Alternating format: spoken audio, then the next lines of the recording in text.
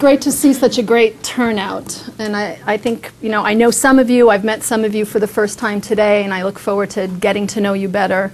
I also have a daughter with Rett syndrome. She's 12 years old. We live in Connecticut. And so I definitely wear two hats. The mother hat, which is the impatient when, where the hell is the cure hat. And also a scientific director and executive director hat, where I realize that science takes time, unfortunately, but that we are making progress. And so today I wanted to address some of the questions that I suspect many of you have, which is what does this research that we hear about, what does it mean, and what is the impact that it will have on my child, and when might that happen? I get the timeline question often. So the Rett Syndrome Research Trust launched not too long ago, last September, and it's an organization that's very focused on research, and specifically research aimed at cures and treatments. And we have a website, which I'll give you at the end, and you're welcome to go and learn more about it. Today I really kind of want to focus, we don't have too much time, so I want to focus on the questions at hand. Rett syndrome was first written about in a scientific journal in 1966. Unfortunately, it was a very obscure German journal that most clinicians don't read, and so it still remained an obscure and unknown disorder for a number of years. But that was in 1966 by Andreas Rett, who was a developmental pediatrician who had a practice in Vienna, Austria. In 1983, there was another article on Rett syndrome by Dr. Hagberg in a much better known journal, and so Rett syndrome became much more recognized, and the first cases of Rett syndrome were diagnosed in the United States in the mid-'80s.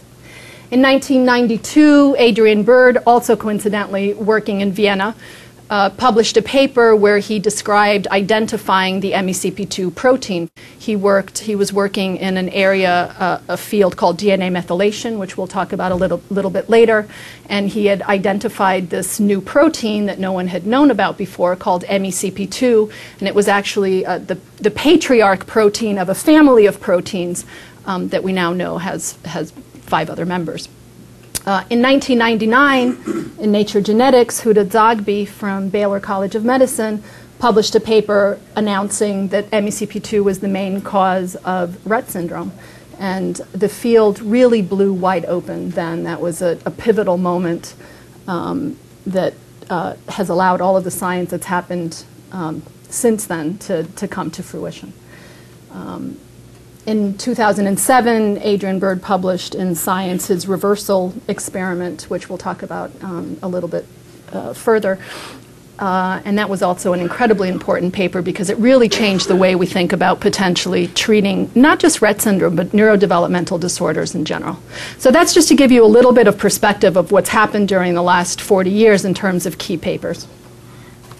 So I want to frame my talk today in 4 sections. Talk a little bit about the genetics of Rett syndrome, what do we think MECP2 is doing, put the reversal experiment into perspective, and then talk about what treatments and potential cures might look like and how do we think they might happen. So let's talk about the genetics of Rett syndrome. And some of you may know this. I'll try to go through it rather quickly. But when I talk to parents, I find out that sometimes there's a kind of foggy understanding of what their mutation might mean, and so I thought it might be good to just give you some of the basics. And if you already know about it, just bear with me. So to bring you back to high school biology, DNA is a double helix. It's made up of 4 nucleotide bases, A, T, C, and G. And every 3 nucleotide bases encodes for an amino acid. And then there's many amino acids that make up a protein. And you'll see in your daughter's MECP2 test results, typically you'll see 2 numbers. You'll see, for example, C473T and then T158M. That is the same mutation, but one of the first number gives you the nucleotide base number mutation, and then the corresponding amino acid mutation. Does that make sense? By the way, I didn't say this, but if you have a question, stop me. We don't have to wait till the end. I would much prefer to make this interactive and ask your questions when you have it. So does that make sense? Every 3 nucleotide bases encodes for an amino acid. And there are different types of mutations that we see in Rett syndrome and in genetic disorders in general. We have frame shift mutations, which means you either insert or delete a certain number of nucleotide bases, and that means from that point where the insertion or the deletion started, it kind of messes up all of the amino acids from that point on. That's a frame shift mutation. A missense mutation means there's only one nucleotide base that's mistaken, where you have an error. And so you only have a single amino acid that now encodes for an amino acid that shouldn't be there. Everything else is perfectly fine, but just that one nucleotide base corresponding to that amino acid is enough to give you symptoms of Rett syndrome in some cases. So that's a missense mutation. And then we have a nonsense mutation. Nonsense mutations, when a gene is done making protein, the last amino acid that it encodes for is called a stop codon, and it tells the gene, you're done, we're done making the protein. If a mutation accidentally encodes for the stop codon instead of for the amino acid that it should encode for, basically that protein gets the false signal, false instruction that it's done. And so you'll have a prematurely truncated protein that's shorter than it should be. And that is what's called a nonsense mutation. And those are mutations that always end in X, R168X. The X is the stop codon. Does that make sense? And then we have deletions. So deletions are, for example, the MECP2 protein gene, has 4 exons. You can kind of think of it as a book with 4 chapters in it. And if you have a missense mutation, you might have a wrong page in 1 page out of thousands of pages. But if you have a large deletion, you might be missing an entire chapter. So chapters 3 and 4 of a 4-chapter book may be gone. And that's what the large deletions are. So nonsense mutations account for about 30% of the cases of Rett syndrome. Large deletions account, I think the last I saw written up was about 10%, and the rest are frame shift and missense mutations. About 95% of children with a clinical diagnosis of Rett syndrome have a detectable mutation in MECP2. However, Rett syndrome is a clinical diagnosis. In other words, the mutation confirms the diagnosis but doesn't necessarily establish it. So you can have a clinical diagnosis of Rett syndrome without having an MECP2 mutation. Now, what do we think is going on in these other... Is there anyone here whose child doesn't have a... Yeah. So what could be going on in those children? Well, first of all, there are areas of this gene that are not being analyzed right now for technical reasons, and your child may have a mutation in one of these areas. Obviously, if they're not looking and they have a mutation there, they're not going to find it. In time, I think the test will become more comprehensive. But there are areas that don't encode for protein. There are areas that are called regulatory areas, and they may tell the protein how to fold or how to express or what quantity to express. And if there's a mutation in a regulatory part of the protein, perhaps we're missing that. There's a chance that there may be other genes. That's probably slim, but there may be, like CDKL5, which we now know gives symptoms that are similar to Rett syndrome. So if your daughters have not been tested for CDKL5, I would suggest doing that, although one of the symptoms is very early seizures. So that's if your child has had very early seizures in the first year of life and has no mutation, that would be a good gene to look for. And then another important thing, because the next question that people always ask is, well, I know my daughter's mutation, can you tell me how serious a case of Rett syndrome she's going to have? And the answer really is, on a case-by-case basis, no, we cannot. And that's because there's lots of factors that influence the severity or not severity of symptoms. So the publications that have come out that have shown correlations between certain mutation types and phenotype, meaning symptoms, are based on fairly large sample sizes. So if the power is large enough statistically, you can make some correlations and some predictions. But on a case-by-case basis, it's very difficult to do. But some of the correlations that have come up is that trunking mutations are more severe than missense mutations, and late truncating mutations are less severe than early truncating, which makes sense. If you have more of the protein intact, it would make sense that it would be less severe than if your protein is, very short. And then there's a few mutations that seem to be less severe, the R306C and a couple of other ones, and then the R168X that seems to be more severe. But I would take this information with a large grain of salt if you're going to apply it to your child, okay, because of the other factors. One of them, for example, being X inactivation patterns. So X inactivation, every female has 2 X chromosomes. Males have an X and a Y. And very early in development, as the egg implants itself into the uterus, in females, one of the X chromosomes shuts down. And it's random. In some cells, it's 1 X chromosome, and in the other one, it's the opposite. And so most females have what we call random X inactivation, about 50-50. And so in girls with Rett syndrome, they have 50, more or less, 50% cells that have the X chromosome with the mutated MECP2 that's making protein, and in the other 50% of the cells, they have the X chromosome that has the healthy MECP2. And that's why they survive, but they survive at the expense of being fairly disabled. Now, there are certain cases where the X inactivation pattern is non-random, and it can favor either the X chromosome that has the mutation, or it favors the one that has the healthy. And depending on what your X inactivation pattern is, that can influence how severe your symptoms are. Does that make sense? Most labs and clinicians don't routinely check X inactivation. For a number of reasons. First of all, if we are going to check it, it's going to be in blood, and that doesn't necessarily correlate with what's happening with X inactivation in the brain. And there's not much we can do about changing your child's X inactivation pattern yet, unfortunately. So it's not, you know, it's not something that's routinely done. But if you did want to test it, there are some labs that do it. Okay, so moving on. Males with MECP2. We've been hearing more and more about males. There are certain scenarios that can happen that would lead to a boy having Rett syndrome. He could have a classic MECP2 mutation that we see in girls. And if that's the case, because they don't have that backup extra copy of the X chromosome, they tend to be more fairly hit. They're more severe, which leads to neonatal encephalopathy, failure to thrive, problems breathing. They end up with feeding tubes, you know, very early on, and they often die within a year or two of life. But there's other 2 scenarios that can happen even with classic MECP2 mutations that make these boys look very much like their female counterparts. So one is Klinefelter syndrome. About 1 in 500 men actually have an extra X chromosome, XXY. About 1 in 1,000 that have the XXY have symptoms. If there is a boy that has Klinefelter syndrome plus an MECP2 mutation, he will present very much like a girl because he's got 2 X chromosomes.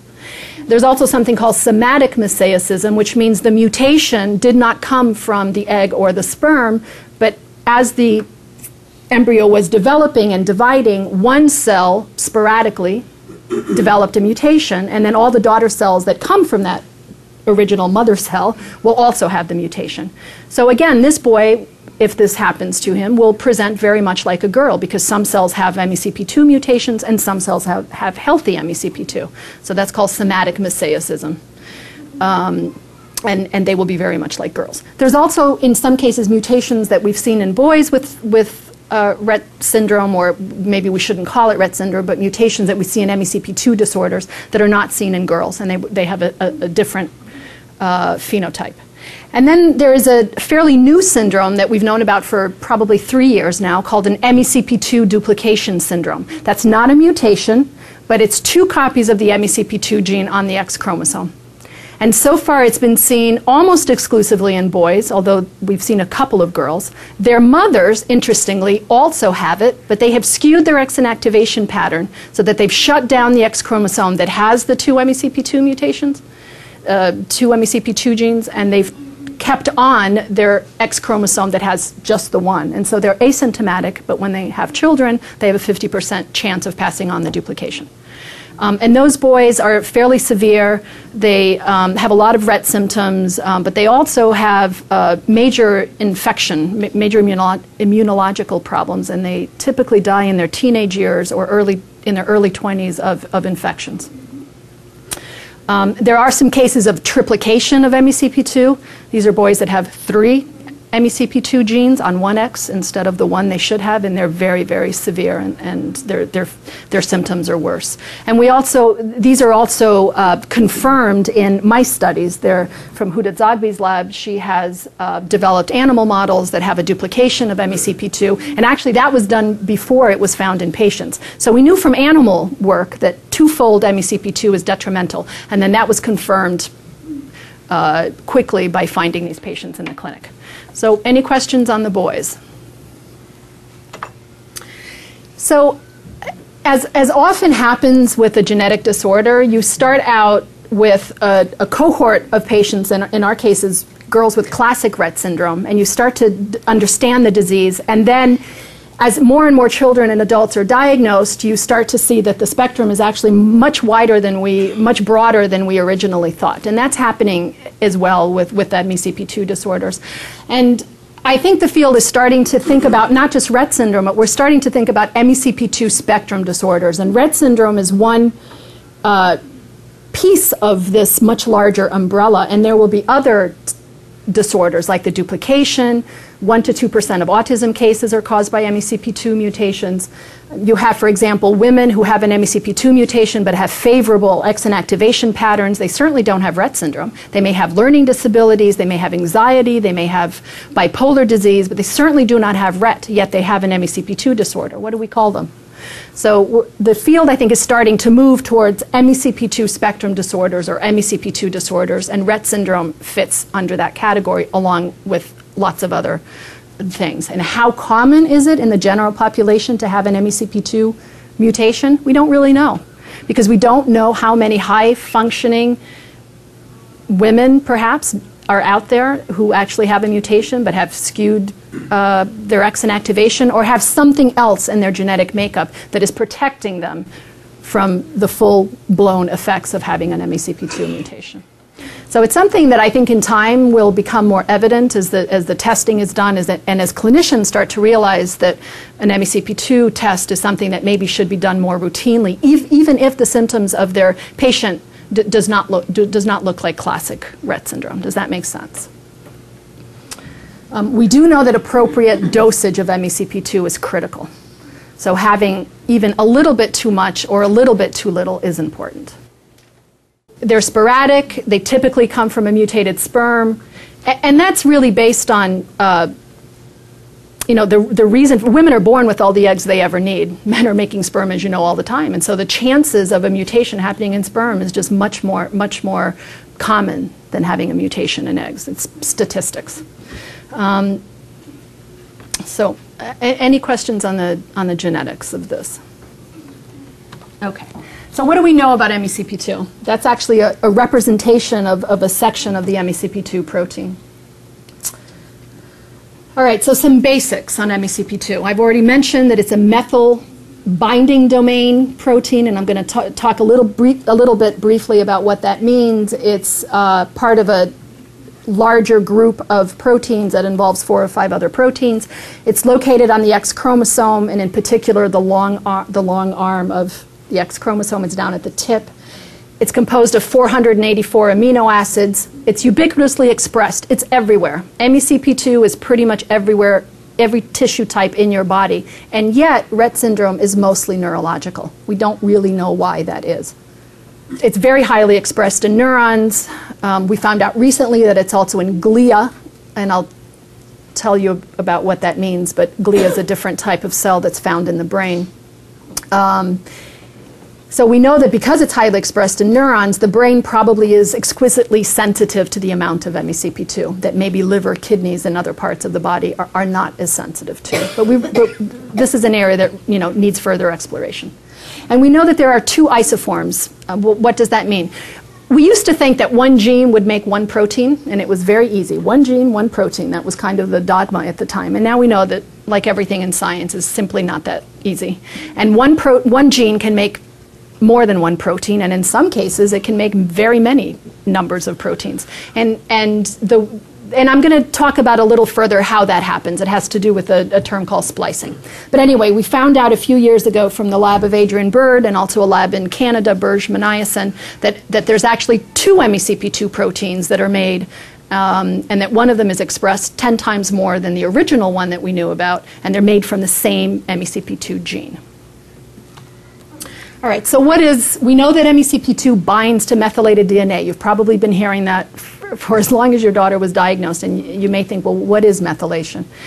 So methylation is something that happens to DNA. It's these molecules that attach themselves to DNA, and they help to gauge what genes are making proteins and what genes are being silenced and not making protein. We all have about 30,000 genes in our bodies.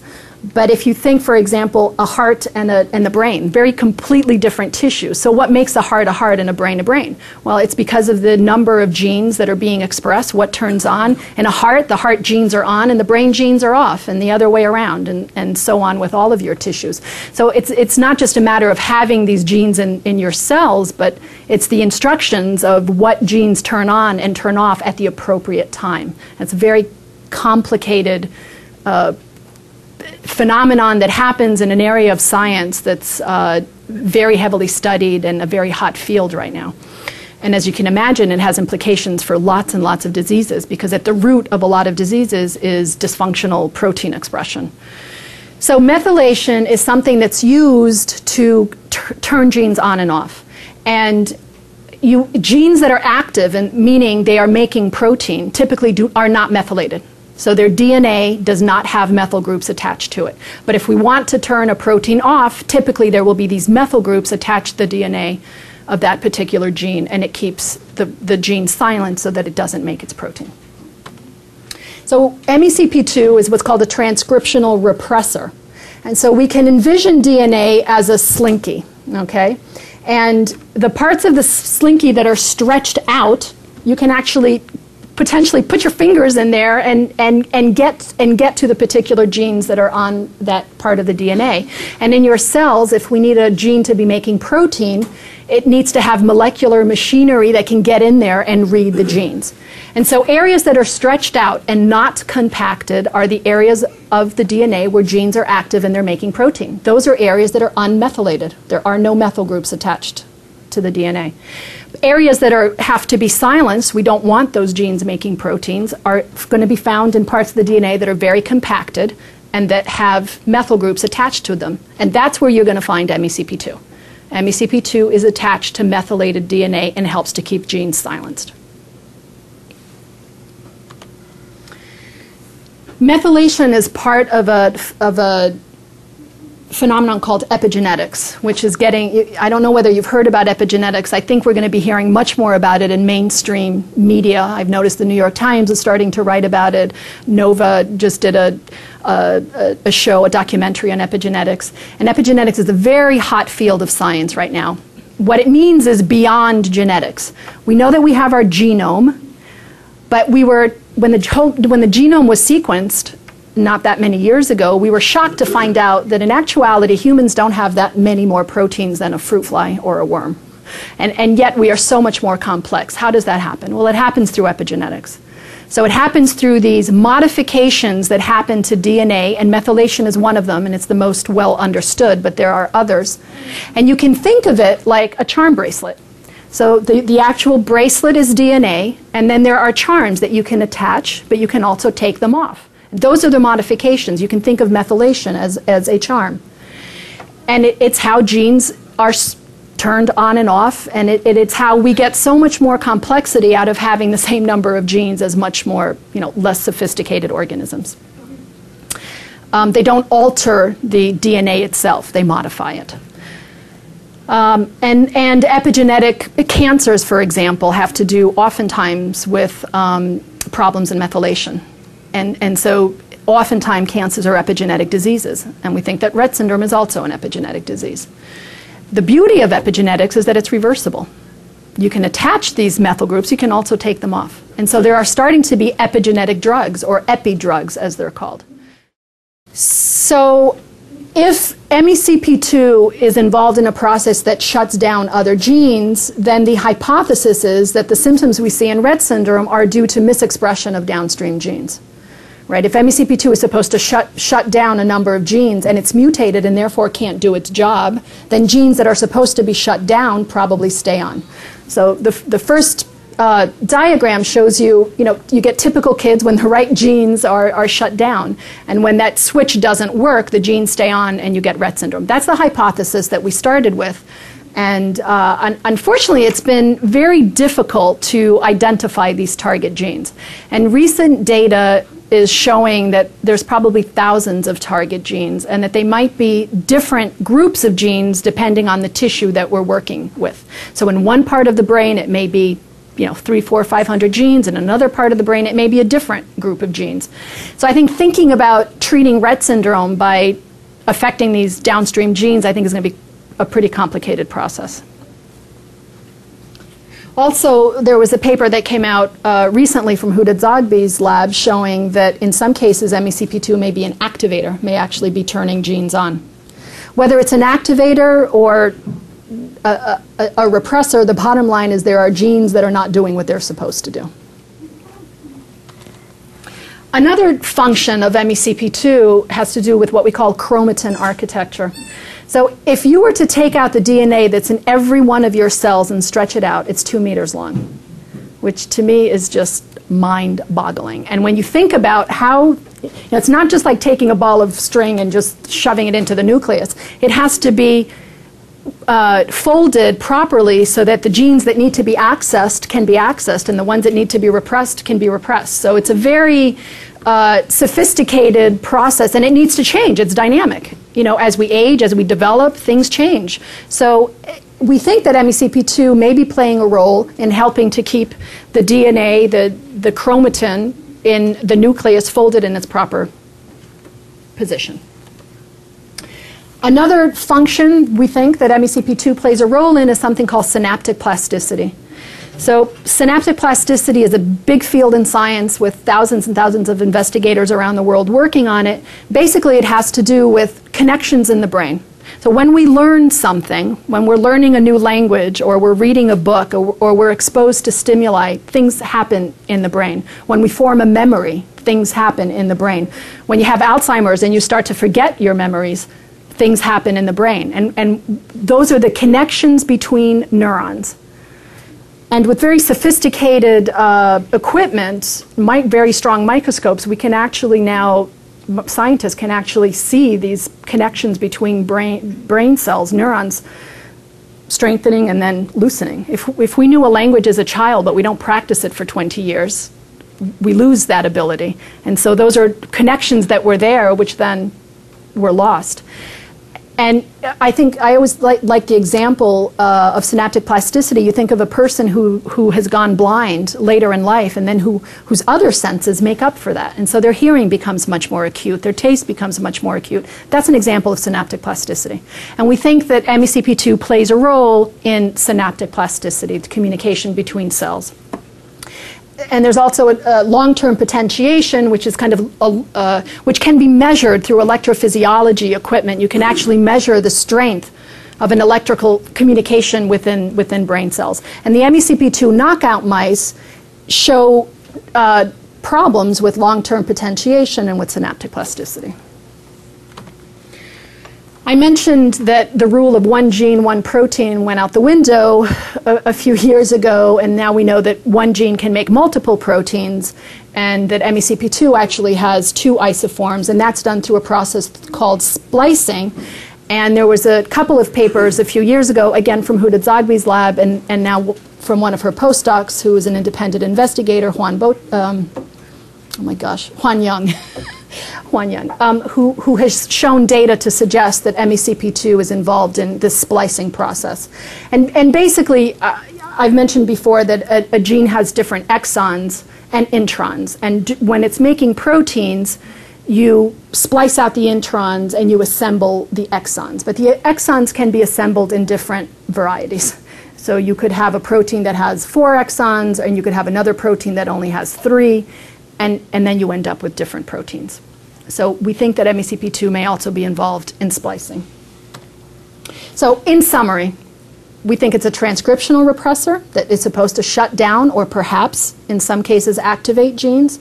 It's involved in chromatin architecture, synaptic plasticity, splicing, and who knows what else. There may be, I'm sure there will be other functions that will be found. Genes are complex things. All right, so let's talk about the reversal for a little bit. So this came out in February of 2007. It was a long experiment in the making, I think a 3-year experiment, very complicated technologies that were used. And I'm going to take a moment and actually explain the experiment, because I think there's a lot of questions among families about, well, if they did it in mice, why can't we just do the exact same thing and do it in people? And I think it's important to understand why it's a proof of principle experiment, and what does it teach us, but also what do we not take from that experiment. So what it teaches is, which Dr. Duchik mentioned in her welcoming remarks, these mice were adult mice, and I think that's the very encouraging news for us as parents. These were not newborns, these were not done at birth, these were mice that were allowed to become adults. They had all of the symptoms that a typical Rett syndrome mouse has, including teeth grinding, by the way. They can look at uneven wearing of the teeth, and they know that we can't hear it, but we know that those mice grind their teeth. And when the treatment, and I'll explain what that meant, was done, within 4 weeks, the symptoms that could be assayed, that could be detected, they looked at different things like gait, inertia, meaning hypoactivity, how much did the mice move, breathing, the hind limb clasping, when you pick them up from the tail, they grab their hind limbs together, tremor, and also general condition of the mouse, how healthy or not did it look, and lethality. I mean, these mice, the male mice are typically dead somewhere between 8 and 14 weeks, and these mice lived much longer. By the way, the experiment was done in both males and females mice, and both were recovered. And also long-term potentiation. So they actually did electrophysiology experiments to look at how these nerve cells in the brain, neurons, communicated with each other, and the long-term potentiation problem, which is seen in the Rett syndrome mice, was completely recovered as well. Now, since that experiment came out, Professor Bird has looked at other symptoms in the mice, and so far I have to say that everything I've heard is encouraging. So everything they've looked at has gotten better. Now, they have not yet done very detailed behavioral things. They haven't looked at anxiety, learning. I mean, obviously language you can't do in a mouse, but those experiments are now underway, and I think it will be interesting to see what about the social issues, what about the anxiety, what about some of the learning paradigms that they can test in a mouse. So I want to talk to you a little bit about the experiment, okay? So in order to do this experiment, so Adrian Bird had already developed a knockout mouse, which was published in, I think, 2001. And Huda Zogby had a knockout mouse, Rudolf Janisch had a knockout mouse. But in order to do this experiment, he had to develop a new knockout mouse. And the reason for that is he wanted to create an animal that would have no MECP2, and so would develop all the symptoms, but then at will turn that MECP2 back on and be able to see what would happen to the symptoms. So how do you create that on-off switch? And so the way they did it is through technology that's used. They didn't develop the technology, but they implemented it for this particular experiment. So what they did is at the singular embryonic stem cell stage of a mouse, at the MECP2 gene, they inserted these foreign pieces of DNA called LOXP sites on either side of the MECP2 gene. And basically it's like putting in a roadblock. And so it doesn't allow the MECP2 gene to make protein. All right, these roadblocks keep the MECP2 gene knocked out so that it doesn't function. So they took that embryonic stem cell, they made a mouse from it. So the mouse in every one of its cells had the MECP2 gene, but because of these roadblocks, it wasn't making protein. And then the mouse grew up and had developed all of the symptoms. Then they took another mouse, which they did not develop, but which they developed these mice with something called CRE. And this is a protein that's not typically found in a mouse, but these are mice that are engineered so that they have this protein CRE. And that CRE is sitting in the cytoplasm of the cell, not in the nucleus, but in all the stuff that's around the nucleus. They bred these two mice together. They bred the CRE mice with the MECP2 knockout mice. The offspring mice now have MECP2 with the roadblock, so they're not making any protein, but they also have CRE in the cytoplasm of every cell. Now, when the investigator wants to flip the switch and turn the MECP2 gene back on, they inject the mouse with a drug called tamoxifen. And some of you may know that tamoxifen is a breast cancer drug. But the reason they use tamoxifen is because it interacts with the Cre protein that's in the cytoplasm, and it releases it. So the Cre protein goes out of the cytoplasm, enters the nucleus, and splices out the LOXP sites that are keeping the MECP2 gene silent. Pretty sophisticated. All right? As the roadblocks are spliced out, the gene starts to make its protein. And as the protein starts to become available, the symptoms start to go away. And during a 4-week span, the mice, at least looking at them with just your eye, observing them, were indistinguishable from their healthy wild type, meaning normal mice. So that's the experiment, and that's why we can't do the same thing in our children. If we gave them tamoxifen, it would hurt them, probably. It wouldn't help them. They don't have this Cre protein, and they don't have these roadblocks in their on either side of their MECP2 gene. So giving them tamoxifen is not going to do anything. And so we have to figure out a way to normalize their MECP2 protein in other ways. So this doesn't point to a treatment, but what it does suggest very strongly is that if we had treatments and if we could normalize MECP2, the symptoms would go away. Okay? Now, one of the questions that Professor Bird has always asked is, well, what do you think MECP2 is doing if a mouse that's never had it for months and months and months and then gets it and the symptoms go away? What do you think that protein is doing? And his answer is this. We know that MECP2 reads the methylation patterns. That's one of its jobs, right? So if the methyl groups are where they should be on DNA, the MECP2 hones in on those methyl groups and does its job. And it doesn't matter if the mouse, or hopefully in our children, it doesn't matter if they haven't had the MECP2, because their brain still develops fairly normally. I mean, structurally, there's nothing wrong. And once you give it back, the protein knows where to go, and it just does its job. So our kids don't have a methylation problem. The methyl groups are there. They're in the right place. What's missing is this protein that reads that methylation pattern and translates what it's supposed to do, and translates that pattern by shutting off or turning on the appropriate genes. Does that make sense? So this was really a paradigm-shifting experiment, and I think everyone was blown away with the fact that this disorder was reversible to the extent that it was in this experiment, and the fact that it was done in adult mice. I mean, I think most people thought you could, at newborn mice, if you did it, okay, before they developed the symptoms, but it was pretty revolutionary to think that you could do this with adult mice. Now, since this experiment came out, there have been other similar, although not nearly as dramatic, reversals for other diseases that have been done with different, not necessarily this exact same methodology, but different methodologies. And they've been done for Down syndrome and for Fragile X and for neurofibromatosis and for other diseases. And so I am seeing a paradigm shift before my very eyes in the neuroscience community as they start to think of neurodevelopmental disorders as disorders that can be cured, not just at birth, but potentially in adults as well. And the beauty of Rett syndrome is that we have advantages of having a known gene and other things, which I'll touch upon in a moment. Okay, so where do we go from here? All right, we've got this experiment, we have a gene, we have animal models. Where do we go from here? So I want to talk to you about probably what I think you'll find what you're most interested in is what are the potential treatments and the cures that might be coming down the pike.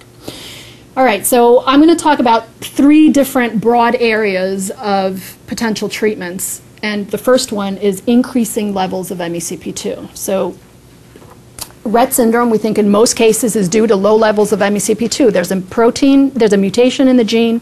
The protein isn't being made in sufficient quantities.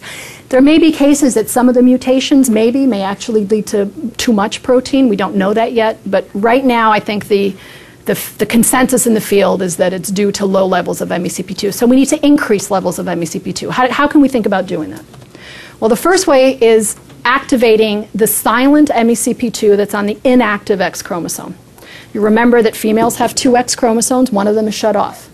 If we could turn on the MECP2 that's on that X chromosome that is shut off, in theory, we cure the disease. Now, it's simple to say that. Well, sure, why can't they just turn it on? It's actually very difficult to do and hasn't been achieved in people yet for any diseases. But this is an approach that I find extremely intriguing, and I have to say that whenever I would bring this up at science meetings or on the phone with people, or I would always kind of get laughed out of the room, like, yeah, you know, it's great, but it's too difficult to do. That has really changed in the last year or two. And partly it's changed because of new data that we have about how genes are silenced on the inactive X chromosome. So for example, we now know that even on the inactive X, about 20% of genes escape inactivation and are actually making protein. We know that genes on the inactive X shut down at different stages. It's not like the inactive X, boom, becomes inactive. It happens over time at different stages. So the bottom line is, I think what was thought to be, the inactive X was thought to be this impervious fortress that you couldn't think about doing, turning on a gene. I think people think now that it might be actually more amenable to modifications. And also the technology is getting better. People are understanding more about epigenetics. And so there does seem to be more of an interest in exploring this.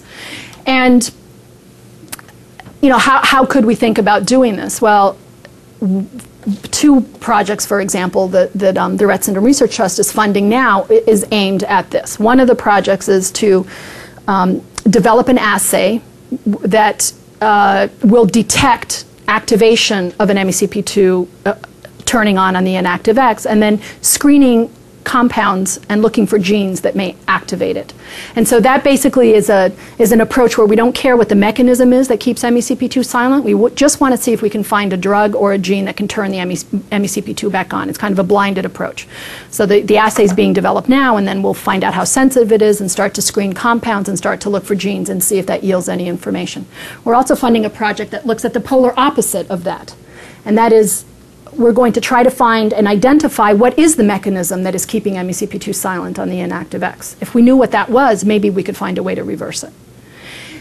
And different labs are going to think about how to turn on this MECP2 gene in different ways. It might be through drugs, it might be through gene therapy, it may be, but the good thing is people are now thinking about it, whereas a year or two ago it was thought to be unachievable. Ambitious, certainly ambitious, but the beauty of this is that we don't have to necessarily know what MECP2 does. It doesn't matter what the target genes are. It doesn't matter what its functions are. We don't have to know. All we know is that if we turn back on and normalize levels of this protein, the symptoms go away. And this gets to the underlying genetic problem without having to understand the neurobiology of the disease. And that's what I find quite interesting. Okay, restoration of full-length protein. This is the PTC drug and other drugs that do this. So for those of you whose daughters have a premature stop codon, the X at the end of the mutation, there are a class of drugs, they're mostly antibiotics, that can read through those premature stop codons. In other words, they can tell the difference between a stop codon that's not where it's supposed to be versus a stop codon that's at the end of a protein that should be there. And they can basically splice it out and help the protein to finish up and make its normal length protein. The PTC drug is one of them. There are others, some of them that are actually out there and being used as antibiotics.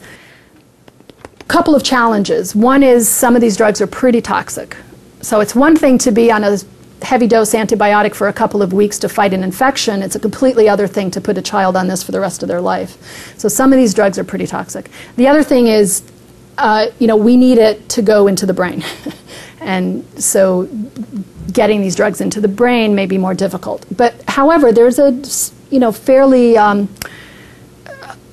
sizable effort in this area. So I think that those of you who have daughters with that stop code on that particular type of mutation, this is an area certainly to stay abreast with. The interesting thing is that these drugs are generic. So the PTC drug is not a drug that's made for Rett syndrome, for example. It's generic. I mean, any disease, any genetic disease where there's a subset of mutations that are causing these premature stop codons is a potential indication for one of these drugs. That's the beauty of it. It doesn't have to be specific for the disease. You should know also that when it reads through and splices out that stop codon, it puts in another mutation. And we just hope that that other mutation that it substitutes for is less severe than the stop codon the child had to begin with. So anyway, this is an area I think that's quite interesting, and you know, there are biotech firms and pharma that are working on these drugs, and right now they're being tested. For example, the PTC drug is being tested for cystic fibrosis and muscular dystrophy.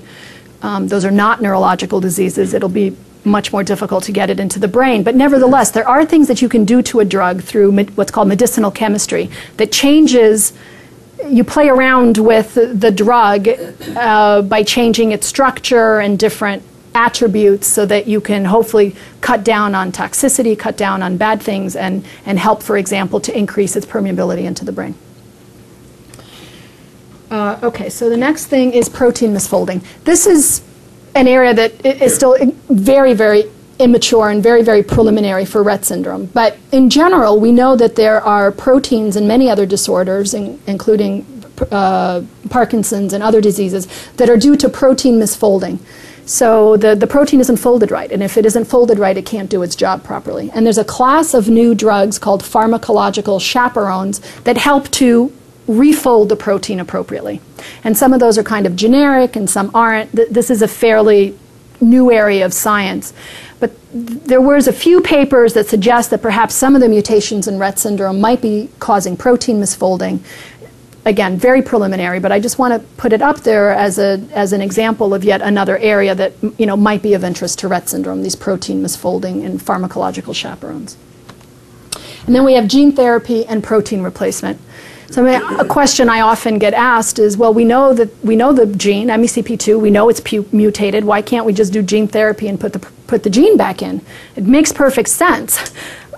And, you know, perhaps in time we'll be able to do that. The problem is gene therapy right now, you know, still has a lot of challenges, and there are starting to be some significant results, and I think as a field, it's a field that's finally moving forward, and I think we're going to start to see significant progress. But specific for Rett syndrome, the challenges that exist are, one, where do we put it? The brain is a very big organ, and we don't yet know what are the specific parts of the brain that cause the symptoms. You know, the hand wringing, what part of the brain is that coming from? It's not really feasible to think about doing gene therapy everywhere in the brain. We have to, which is why, for example, when you think about, when you hear about gene therapy, you often hear about it for Parkinson's. That's because the area of the brain that causes Parkinson's is a very specific part of the brain, the substantia nigra. You can target it, and they have cell loss, and you can replace the protein, replace the cells. In Rett syndrome, we don't know that part of the brain yet, and so that's a significant hurdle. And then just in the field in general, getting genes into the brain, delivery is a problem. So it's easier to think about gene therapy for damaged heart or replacing genes in the bloodstream than it is about getting genes into the brain.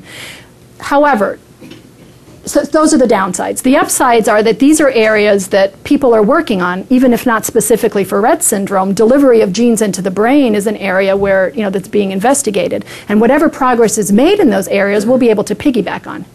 So it's certainly a field that I think is interesting and that's progressing, and that I think eventually will have benefit for us. But so I think a key important set of experiments that we need to know is what are the parts of the brain that are crucial for Rett syndrome. And it's another project that we're funding through with Adrian Bird, where he is, and others are doing this as well. Huda Zogby is doing it, and others are doing it as well. Adrian is redoing the reversal experiment, but instead of using a mouse that has Cre everywhere, there are now specific Cre mice that only have Cre in specific populations of the brain. And so when you redo the reversal experiment that he did, when you give the tamoxifen and the Cre goes into the nucleus and splices out the LOXP sites and turns on MECP2, that is only happening where there is Cre. And if you only have Cre in specific parts of the brain and then you go and analyze what symptoms reversed, you should be able to correlate symptoms to specific parts of the brain. So those are experiments that are ongoing in both Adrian Bird's lab, Huda Zogby, and others. So I would hope that in a couple of years we'll be able to map the symptoms of Rett syndrome onto a mouse brain. And we'll be able to say, this part of the brain causes this, that part of the brain causes that, or I should say MECP2 deficiency in this part of the brain or that part of the brain. When we know that, hopefully also the gene therapy field and delivery into the brain will also be picking up speed, and then we'll be able to meld those two and hopefully think about doing gene therapy in specific parts of the brain with new delivery options. And protein replacement is kind of the same thing. So protein replacement, like insulin, for example, for diabetics. It's not gene therapy, but you're replacing the protein. It's easy to replace a protein in the bloodstream. It's much more difficult to replace a protein in the brain. But again, the same issues that I just described for gene therapy hold true for protein replacement. Okay, the next umbrella approach is target or modifier genes. So we talked about the target genes. Unfortunately, I think there's a lot of them, and I think it's complicated, and I think it's going to take some time before these target genes are identified. And then at the end of it, what do we have? We have a ton of genes, and what do? We can't devise a treatment strategy for every gene that's misexpressed. So I think that's going to be tough unless we can find some major genes, BDNF, for example. BDNF, which is brain-derived neurotrophic factor, right now is like the most interesting MECP2 target gene, and there are medications that increase levels of BDNF. So that might be an example of a target gene that may actually play a role in treatments. So somebody asked the question about, are there people with MECP2 mutations and no symptoms? The answer is yes. There are individuals with common MECP2 mutations that should cause full-blown Rett syndrome, normal exon activation patterns, so it's not skewing that's causing them to not have symptoms, and yet they do not have Rett symptoms. These are, in some cases, kids that speak, in some cases more than one language, ride bikes, go to school, play musical instruments. Now, they do have issues. They have anxiety, they may have learning disabilities, but they certainly don't have Rett syndrome. So what is going on in those children and adults, and what is protecting them from having full-blown Rett symptoms?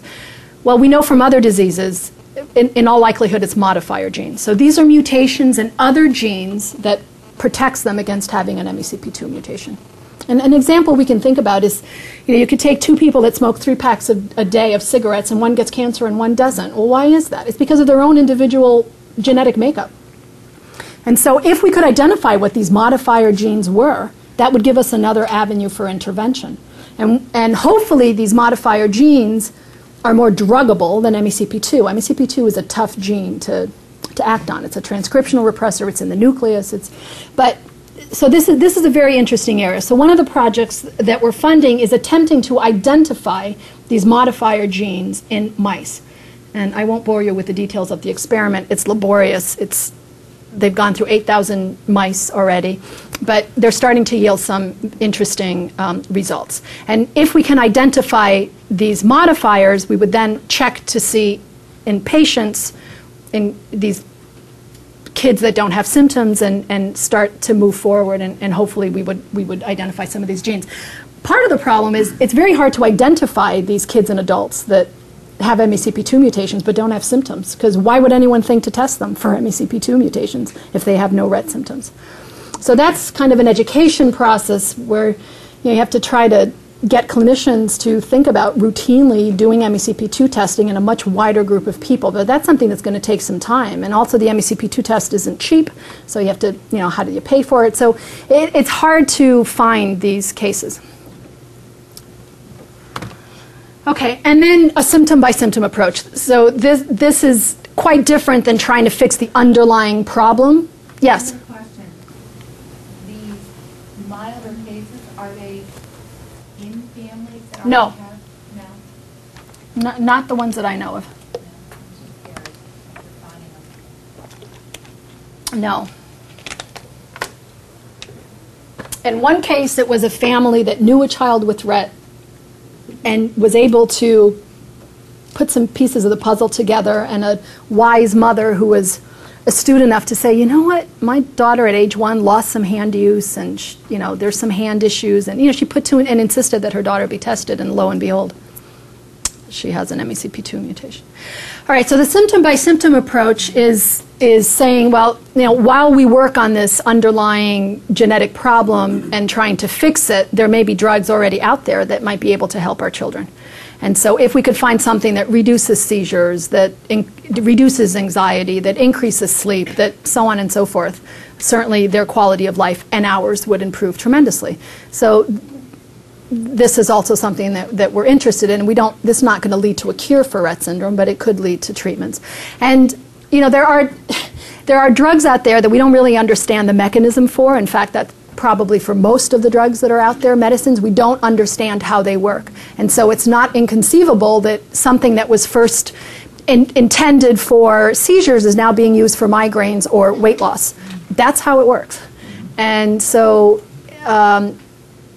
we are testing, for example, a bunch of FDA-approved drugs and compounds. What's the difference between drugs and compounds? Drugs are FDA-approved and out there. Compounds are things that have not, that are far enough along that could become drugs, but that have not passed the FDA approval yet, maybe haven't been in clinical trials, maybe haven't been in humans. Yes? If your child hasn't shown a MECP2 mutation, all of these eventual cures, would do no good for them?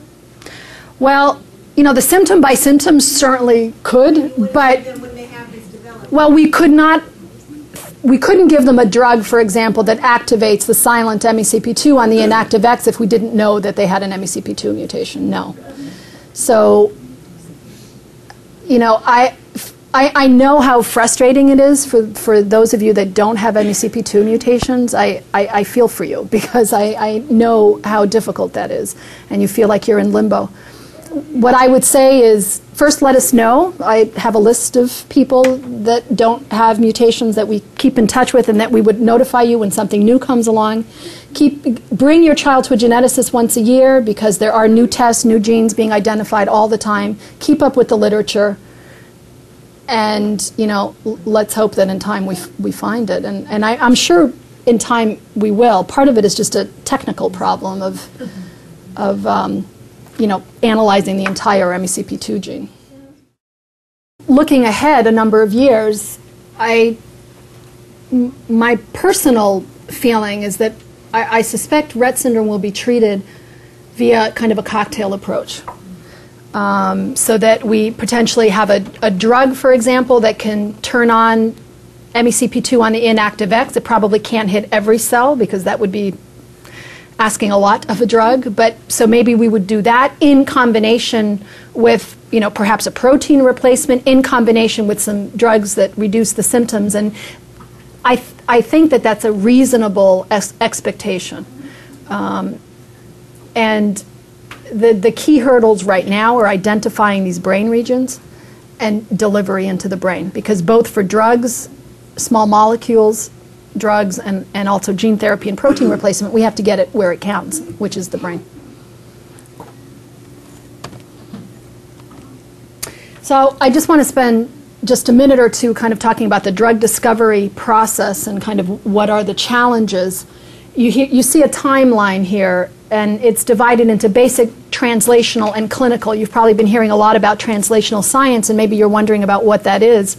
So basic science is what many investigators at university academic hospitals are engaging in, and it's typically funded by the NIH and other governmental agencies and large foundations like the Howard Hughes Medical Institute. And then you get into this, once a target is identified, for example, if we had a drug that seemed to read through the MECP2 stop codons, or if there was a compound that seemed to turn on MECP2 on the inactive X, or if we had a vector that could deliver MECP2 to the appropriate places in the brain where we needed it. So once there is a target, then starts a lengthy process of translational work. And when that translational work gets a little bit more refined and less risky, that's when the pharmaceutical companies and the biotech firms step in. Pharmaceutical companies, don't like to engage in a lot of high-risk science because they need to answer to their stockholders and they need to make money. And so this is the problem that not only it's not unique to Rett syndrome, it's what every disease and rare diseases are hardest hit that we face. So that once there's science that needs to be, that is developed beyond the basic science and needs more translational type work, who funds that? And who pushes that along?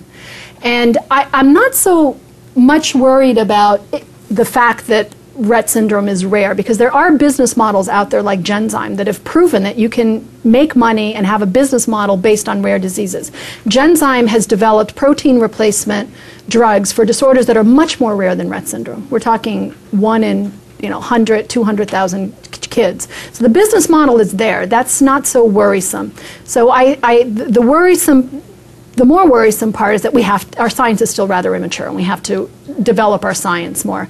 But I think that there's a lot of reasons to be hopeful. And so if we can, I have a funding gap, a valley of death. Everyone in the disease advocacy world talks about this valley of death, this funding gap that exists for projects that have come beyond the NIH but aren't quite ready for the stage where pharmaceutical companies and biotech firms are willing to take over.